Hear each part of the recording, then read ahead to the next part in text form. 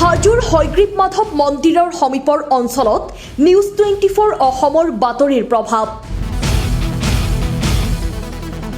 ড্ৰাগছসহ হাজোৰ গায়নতোলাৰ দুৰ্ধৰ্ষ ড্ৰাগছ ব্যৱসায়ী আৰক্ষীৰ জালত। কিছুদিনৰ পূৰ্বে হাজোৰ হয়গ্ৰীব মাধৱ মন্দিৰৰ চুৰিকাণ্ড আৰু ড্ৰাগছ সৰবৰাহৰ বাতৰি সম্প্ৰচাৰ হৈছিল নিউজ 24 অসমত। ইয়াৰ পাছতেই কালি নিশা হাজো আৰক্ষীয়ে ড্ৰাগছ বিক্ৰী কৰি থকা অৱস্থাত হাতেলোতে ধৰিবলৈ সক্ষম হয় দুৰ্ধৰ্ষ ড্ৰাগছ ব্যৱসায়ীক। সত্য প্ৰমাণিত হ'ল তীৰ্থনগৰী হাজোৰ হয়গ্ৰীব মাধৱ মন্দিৰৰ সমীপতে গঢ় লৈ ড্ৰাগছৰ ঘাটি থকাৰ বাতৰি। পুনৰ আৰক্ষীৰ জালত পৰিল এটা ড্ৰাগছ বেপাৰী। হাজো গায়নতোলাৰ বাপধন দাসে দীৰ্ঘদিন ধৰি নিষিদ্ধ ড্ৰাগছ ব্যৱসায় চলাই অহাৰ অভিযোগ উত্থাপিত হৈ আহিছিল যদিও কালি নিশা হাজো আৰক্ষীয়ে ড্ৰাগছ বিক্ৰী কৰি থকা অৱস্থাত হাতেলোতে ধৰিবলৈ সক্ষম হয় দুৰ্ধৰ্ষ ড্ৰাগছ বেপাৰী বাপধনক। উল্লেখযোগ্য যে বিগত সপ্তাহত ঐতিহাসিক হয়গ্ৰীব মাধৱ মন্দিৰত কোনো দুষ্কৃতিকাৰীয়ে মন্দিৰৰ টিলিঙা চুৰি কৰি নিছিল। এই চুৰি কাৰ্যৰ লগত ড্ৰাগছ আসক্ত যুৱক জড়িত থকা বুলি অভিযোগ কৰিছিল খুদ মন্দিৰ পৰিচালনা সমিতিয়ে। আনকি হয়গ্ৰীব মাধৱ মন্দিৰ পৰিচালনা সমিতিয়ে অভিযোগ দিয়া অনুসৰি হয়গ্ৰীব মাধৱ মন্দিৰৰ পুখুৰীৰ পাৰত পুৱা গধূলি ড্ৰাগছ আসক্ত যুৱকৰ আড্ডা চলাৰ লগতে মহাদেৱতোলা গায়নতোলা আদি অঞ্চল ড্ৰাগছৰ ঘাটিত পৰিণত হৈছে।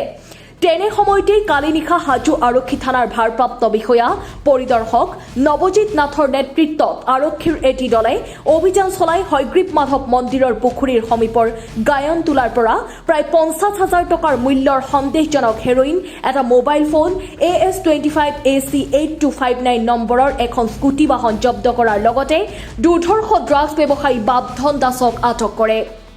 উল্লেখযোগ্য যে কিছুদিন পূৰ্বে মহাদেৱতোলাৰ পৰা ধনেশ্বৰ দাস নামৰ আন এটা ড্ৰাগছ ব্যৱসায়ীক আটক কৰি জেইল হাজোতলৈ প্ৰেৰণ কৰিছিল আৰক্ষীয়ে। ড্ৰাগছৰ বিৰুদ্ধে চলা আৰক্ষীৰ এই অভিযানক স্থানীয় ৰাইজে আদৰণি জনাইছে যদিও গায়নতোলা মহাদেৱতোলা আদি অঞ্চলত আৰু বহু ড্ৰাগছ ব্যৱসায়ীয়ে এতিয়াও ৰমৰমীয়া ব্যৱসায় চলাই থকাৰ অভিযোগ উত্থাপন কৰে। শীঘ্ৰেই নিজ হাজো অঞ্চলৰ পৰা ড্ৰাগছৰ ব্যৱসায় নিৰ্মূল কৰিবলৈ আৰক্ষীক অনুৰোধ জনাইছে স্থানীয় ৰাইজে। এটা ওলমি থকা এটা কাটি নিয়া বুলি আৰু এই পৰি থকা তাৰ পৰা নিছিল, আমাৰ খেদিছিলোঁ, সন্ধিয়া মতে নিছিলোঁ, পলাল, কিন্তু দুটা এটা আনিলে এটা নিলে, গতিকে সেইটো তেনেকুৱাকৈ নিয়াটো হয় সঁচা কথা। কিন্তু তাৰ উপৰিও আৰু কেইদিনমান আগতে সেইটোতো আমি কেছ দিছোঁ। আমাৰ পিছফালৰ দিকে যে পূজাৰীবিলাক থাকে, দিনতে দৰ্জা ইয়াতে মন্দিৰত থাকে, খুচুৰা পূজাৰী আছিল লৈ গ'ল। একো মানে কৈছোঁ, মই নিজেও ডাইৰেক্ট যে ময়ো নিজে পুলিচ বিভাগত আছিলোঁ, গতিকে ব্যৱস্থা হ'ব লাগে। এইটোৰ পৰা খুব সৰু সৰু বস্তুবিলাক চুৰি হ'লেও কিন্তু কিছুমান ইম্পৰ্টেণ্ট বস্তু আছে নহয়, গতিকে চব চাৰিওফালে চুৰি হ'ব ধৰিছে, অকল ইয়াতে নহয়। আমাৰ এইটো নহয় যে মন্দিৰতে কৰিছে, বাহিৰৰ জেগাবিলাক মন্দিৰৰ পৰা 200 মিটাৰ ভিতৰতে ড্ৰাগছ ৰমৰমীয়া বেহা। আমাৰ মন্দিৰৰ মানে পুখুৰী পাৰে পাৰে ড্ৰাগছ হেৰি হয়। আৰু মই এই কথাটো নিজে পাৰ্চনেলি কৰিছোঁ, আমি লিখিতভাৱেও দিছোঁ, কিন্তু গতিকে একশ্যন ল'ব লাগে তেওঁলোকক। মই উচিত কৈছোঁ নেকি, গতিকে এইটো লোৱা নাই। কিন্তু ড্ৰাগছটো এটা বৰ ডেঞ্জাৰাছ বস্তু, এইটোৱে চেছ কৰিব।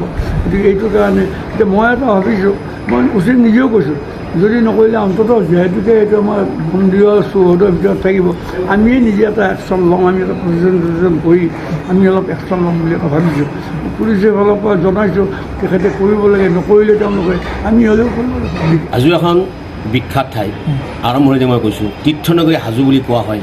ইয়াত আমাৰ তিনিটা ত্ৰিবেণী সংগম, য'ত বৌদ্ধ, হিন্দু আৰু মুছলিমৰ পৰম্পৰাভাৱে আমি একত্ৰিত হৈ চলি থকা এখন বিষ্ণুপুৰী, য'ত ভগৱান বিষ্ণুই নিজেই ইয়াত মানৱ ৰূপে অৱতাৰ কৰি ইয়াত জন্মগ্ৰহণ কৰি কি এক পবিত্ৰ তীৰ্থভূমি কৰি লৈছিল।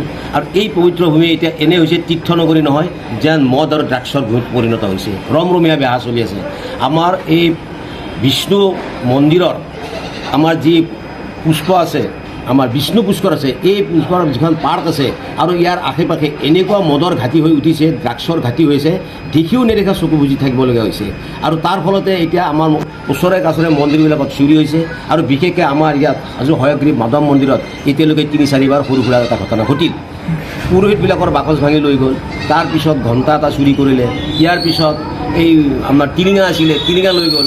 আৰু যোৱা পৰহিও দুটা টিলিঙা লৈ গ'ল আৰু যিটো টিলিঙাৰ মূল্য 5,000ৰ ওপৰত হ'ব, মানে ইমান ডাঙৰ টিলিঙা। গতিকে এইবিলাক আমি পুলিচ প্ৰশাসনক সময়ে সময়ে জনাইও আহিছোঁ, কিন্তু পুলিচ প্ৰশাসনে ইয়াত ব্যৱস্থাবিলাক কিয় লোৱা নাই এই কথাটো আমি বুজি পোৱা নাই।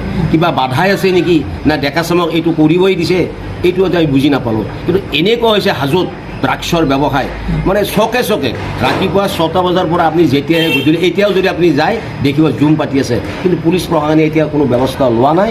তাৰ কাৰণে মই অনুৰোধ কৰিম আপোনালোকৰ চেনেলৰ যোগেদি অতি সোনকালে এই ড্ৰাগছটো নিৰ্মূল কৰিব লাগে। Bureau report, news 24 Assam.